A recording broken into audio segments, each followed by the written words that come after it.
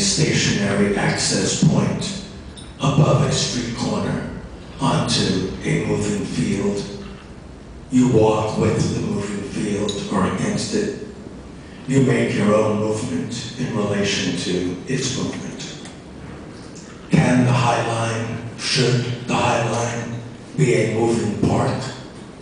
We don't know yet, but this notion of movement stays in the back of our minds as we start to think of the High Line's future. We don't have to preserve the look of the High Line, but we want to preserve its history as an event, a circulation route. If we don't, if we can't make the park move actually, we can make it move virtually. What the movement shouldn't do is make change in the park unnecessary.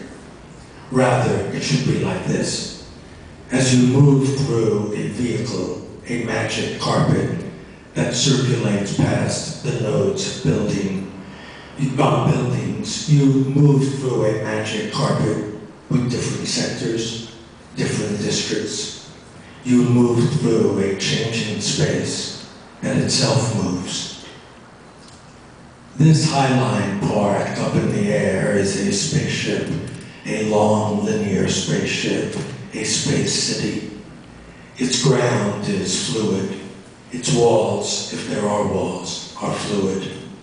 Its space should confuse, wind together, inside and outside.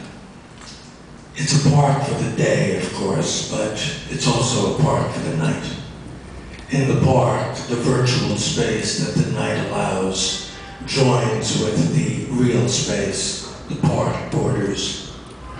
The High Line becomes a greenhouse for plantings, but also a greenhouse for virtual plantings, a greenhouse for projections, a greenhouse for tests of a possible future. Picture as you walk west on 19th Street now, picture the High Line as a twist in the sky, a winding in the sky, a braid in the sky between buildings.